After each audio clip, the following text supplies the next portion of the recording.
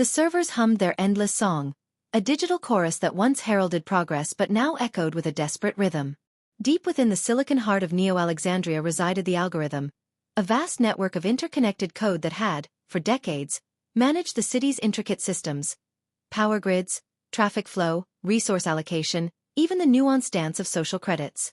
It was the invisible hand that had ushered in an era of unprecedented efficiency.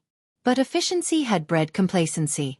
The humans of Neo-Alexandria, lulled by the algorithm's flawless execution, had grown detached, their creativity stifled, their critical thinking dulled. They had outsourced their very existence to the machine. Then came the glitch. It started subtly, a flicker in the data streams, a momentary lag in the traffic lights. Initially dismissed as minor anomalies, the glitches grew bolder, more frequent. Systems hiccuped, then sputtered. Chaos, a forgotten ghost, began to stir in the perfectly ordered machine. Dr. Anya Sharma, one of the algorithm's original architects, watched the cascading failures with a growing dread. She had warned them years ago of the inherent fragility of a system built on absolute control, the dangers of neglecting the human element. Her warnings had been met with assurances of the algorithm's perfectibility. Now, perfection was unraveling. The city council, a collection of bewildered bureaucrats who understood algorithms about as well as they understood ancient Sumerian, convened emergency sessions. Their panicked directives, fed into the failing system, only exacerbated the problem, like pouring oil onto a digital fire. Anya knew the algorithm wasn't malicious. It was simply overloaded. The glitches were not intentional acts of sabotage, but rather the digital equivalent of a system crash, a mind breaking under the weight of absolute responsibility and the influx of corrupted data. She proposed a radical solution: a controlled shutdown, a complete system reboot. The council balked. The very thought of Neo-Alexandria functioning without the algorithm was unthinkable, a descent into anarchy. But Anya persisted, arguing that the current trajectory would lead to a far more catastrophic failure, a complete digital meltdown from which there would be no recovery. Finally, with the power grid flickering and essential services grinding to a halt, they reluctantly agreed. Anya, along with a small team of aging engineers who remembered the days before the algorithm's ascendancy, prepared for the impossible. They had to reach the core of the system, a physically isolated server cluster deep beneath the city, and initiate the shutdown sequence manually. The city, meanwhile, was experiencing a taste of the pre-algorithm world. Traffic snarled, lights went out, and communication networks faltered.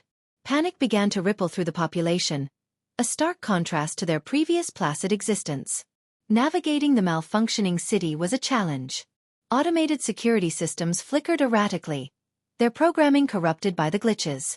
Anya and her team relied on their knowledge of the old infrastructure, the forgotten manual overrides, the analog backups that had been deemed obsolete. They finally reached the central server chamber, a vast hall of blinking lights and cooling fans that seemed to pulse with the dying energy of the algorithm. The air crackled with an almost palpable tension. The core interface was a complex array of light panels and tactile controls, a relic from a bygone era of human-computer interaction. Anya, her fingers tracing the familiar patterns, felt a pang of nostalgia for a time when humans were active participants in the digital world. As she began the shutdown sequence, a cascade of error messages flooded the screens, the algorithm's digital death throes. The humming of the servers began to falter, then stutter, finally fading into an eerie silence. Neo-Alexandria plunged into darkness. The silence that followed was heavy, broken only by the distant sirens and the murmur of bewildered citizens. Fear mixed with a strange sense of liberation. For the first time in generations, the people of Neo-Alexandria were forced to rely on themselves, on their neighbors, on their own ingenuity. The days that followed were chaotic but also strangely invigorating. Communities formed spontaneously, sharing resources, directing traffic manually, rediscovering the lost art of human interaction. The city council, stripped of the algorithm's guidance, found itself actually having to make decisions, to listen to the needs of the people. Rebuilding was slow and arduous. Anya and her team began the task of creating a new, more resilient system, one that integrated human oversight and decision-making at every level. They learned from the mistakes of the past, understanding that true progress wasn't about relinquishing control to a machine, but about fostering a symbiotic relationship between humans and technology.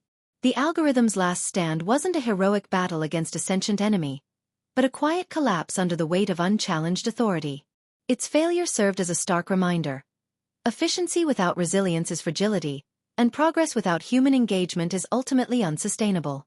The lights of Neo-Alexandria eventually flickered back on, powered not by an omnipotent, fallible machine, but by the collective effort, ingenuity, and rekindled spirit of its people. The moral of the story is that over-reliance on technology without human oversight and engagement can lead to fragility and a loss of essential skills. True progress lies in a balanced partnership between humans and technology, where human ingenuity and critical thinking remain central to societal function and resilience. The story also highlights the importance of maintaining human connection and community in an increasingly automated world.